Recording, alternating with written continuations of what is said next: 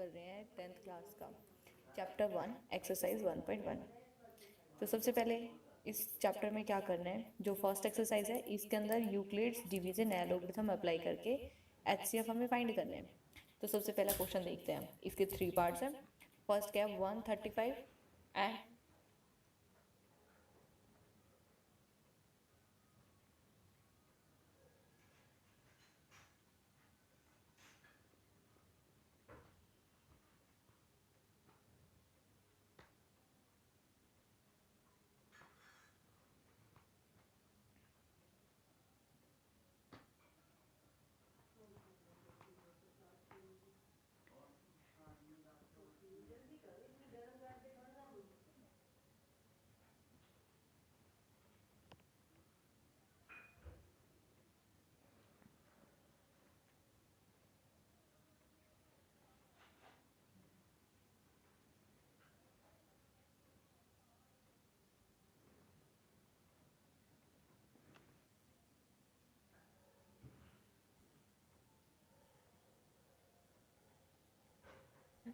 225।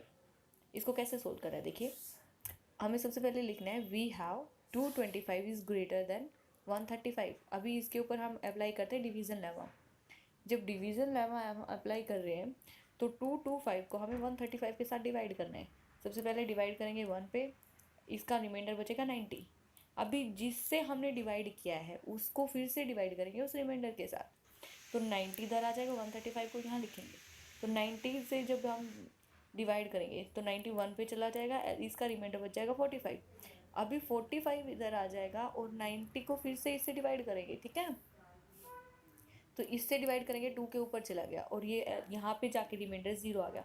हमें ऐसे ही तब तक डिवाइड करते रहना है जब तक कि जो रिमाइंडर है वो 0 नहीं आ जाता, ठीक है। अभी हम इसको और कैसे लिख सकते हैं, 225 है वो क्या कैसे है, दैट मीन्स 135 इंटू 1 प्लस 90, यही हमने यहाँ पे लिखा है। इसके बाद 135 आया, 135 को हमने 90 से डिवाइड किया है, तो 90 इंटू 1 प्लस 45 वो इक्वल होएगा 135 के।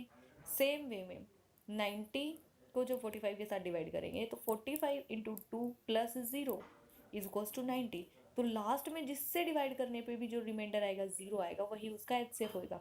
यहाँ पे क्या हो गया, इस टाइम पे रिमाइंडर 0 है तो प्रोसेस यहीं पे स्टॉप हो जाएगी और division at this stage is 45, तो इसका मतलब एचसीएफ जो है वो कितना आएगा 45, ठीक है।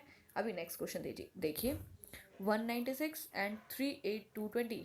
अभी हम इसको कैसे लिखते हैं, सबसे पहले हमारे पास जो ग्रेटर टर्म है वो लिखते हैं, फिर smaller term, that means 38220 is greater then 196। अभी हम यहाँ पे अप्लाई करते हैं डिवीजन लेमा।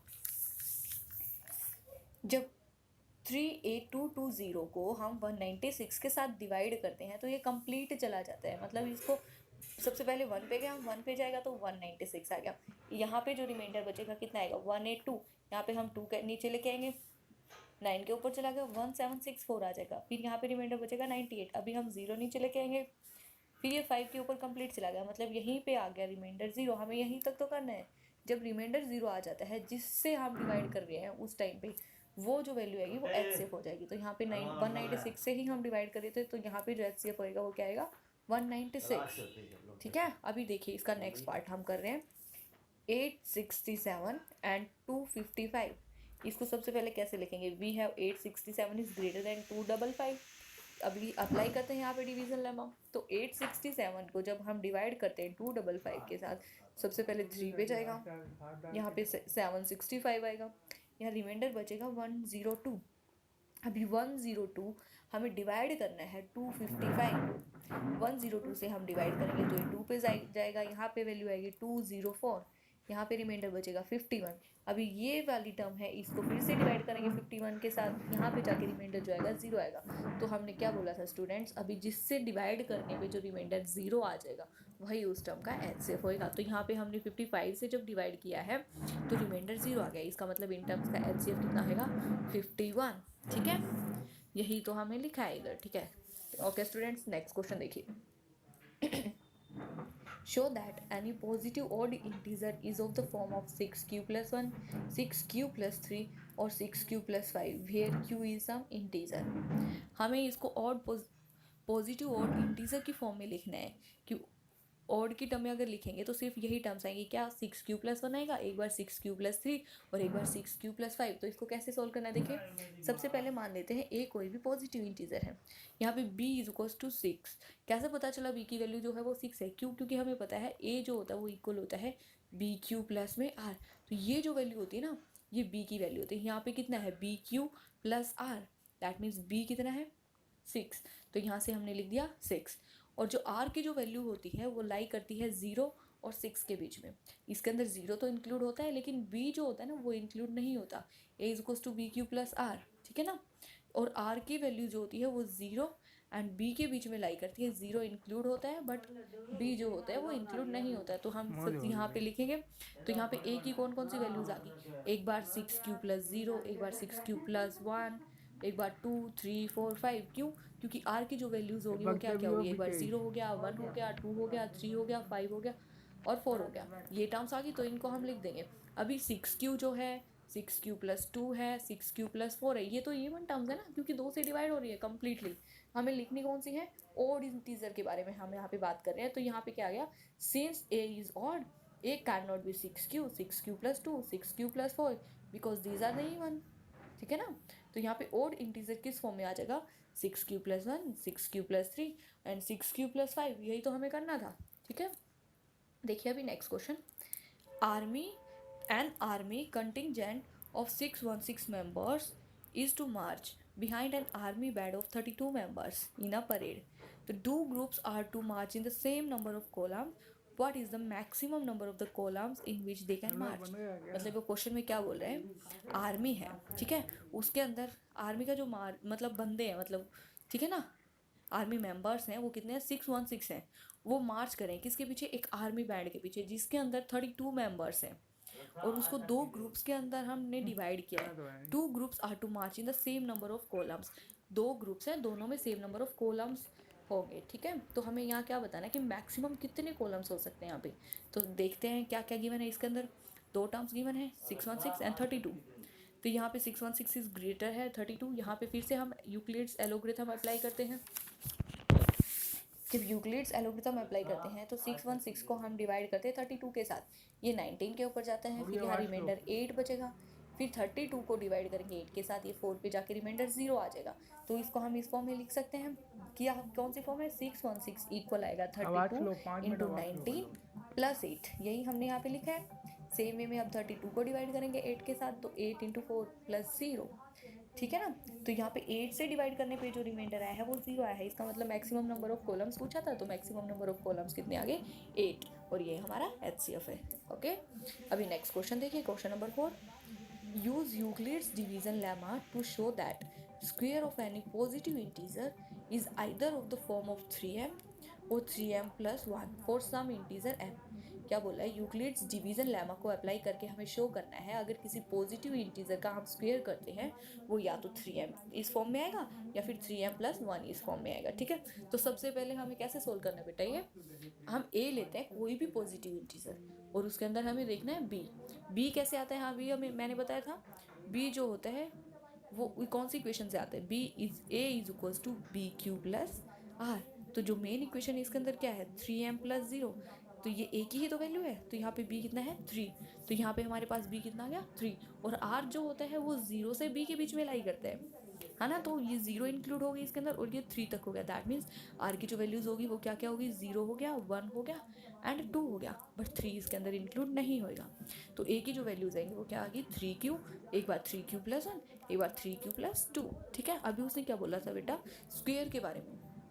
तो जब हम इनका स्क्वायर करते हैं, एक बार 3q का स्क्वायर करेंगे, एक बार 3q+1 का स्क्वायर करेंगे, एक बार 3q+2 का स्क्वायर करेंगे। तो सबसे पहले 3q का स्क्वायर करते हैं तो वैल्यू क्या आएगी 9q²। फिर जब 3q+1 का स्क्वायर करते हैं तो यहाँ पे क्या कौन सा फॉर्मूला अप्लाई होगा, a+b²।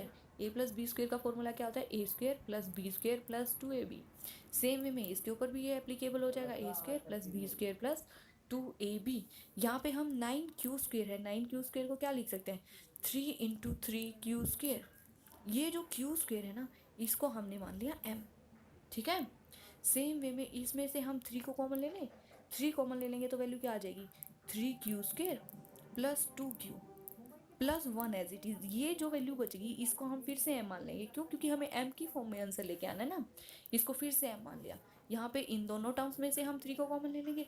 इसको ब्रेक कर सकते हैं ना, 9q² plus 12q plus 3 plus 1, 4 को हम ऐसे ब्रेक करके लिख सकते हैं ना। अभी इन तीनों टर्म्स में से हम 3 कॉमन ले लेंगे, वैल्यू क्या आ जाएगी? 3q² plus 4q plus 1 plus 1। इसको हम फिर से m मान लेंगे, तो टर्म्स क्या आ जाएंगे? इसमें तो आ गया 3m, इसके अंदर क्या आ जाएगी? 3m प्लस 1, इसके अंदर भी क्या आ जाएगी? 3m plus 1। तो यही तो शो करना था, वैल्यू चाहे 3m हो या फिर कोई भी वैल्यू हो, 3q हो, 3q प्लस 1 हो या 3q प्लस 2 हो, वो आंसर्स उसके किस फॉर्म में आएंगे? सिर्फ 2 ही फॉर्म्स में आएंगे, एक बार 3m और एक बार 3m प्लस 1। ठीक है, यही हमें सॉल्व करना था और ये हमने कर दिया। ठीक है बेटा, अभी देखिए नेक्स्ट क्वेश्चन। यूज करना Euclid's lemma to show that cube of any positive integer is of the form of 9m, 9m plus 1 और 9m प्लस 8। ठीक है, यहाँ पे बेटा जो है वो आप मैक्सिमम गलती कर सकते हो, पता है क्यों? क्योंकि यहाँ पे b जो है वो 9 गिवन है, तो b अगर हम 9 लेंगे तो वैल्यूज़ क्या क्या आएंगी? 0 से 8 तक चले जाएंगी, बहुत बड़ा क्वेश्चन हो जाएगा। ठीक है, तो इसको हम 9 को ब्रेक कर सके कैसे लिख सकते हैं? 3 × 3m। ठीक है ना, तो यहाँ पे जो b होएगा वो 3 आ जाएगा। तो चलो इसको देखते हैं कैसे सोल्व करना है। Let a be any positive integer और b इज इक्वल्स टू 3। तो a इस केस में कितना हो जाएगा? a is equals to 3q plus r। q की वैल्यू जहाँ है 0 और 0 से बड़ी होएगी, और r जो है वो कहाँ से लाई करेगा? 0 और 3 के बीच में लाई करेगा। दैट मीन्स वैल्यू क्या आएंगी? 0 होएगी, 1 होएगी और 2 होएगी। तो फर्स्ट केस लेके चल रहे हैं, इसको कैसे हो गया? मतलब a की क्या क्या वैल्यू आ गई? 3q आ गया, 3q प्लस 1 एंड 3 प्लस 2।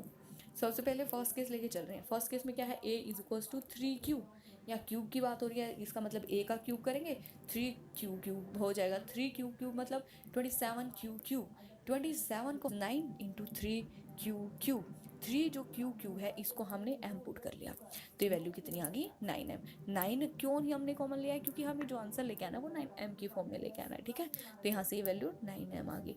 अभी देखते हैं सेकेंड केस। सेकेंड केस के अंदर वैल्यू क्या है? 3q plus 1।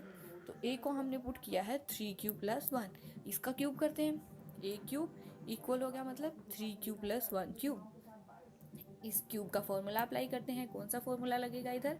a plus b cube, that means a cube plus b cube plus 3a² b plus 3ab²।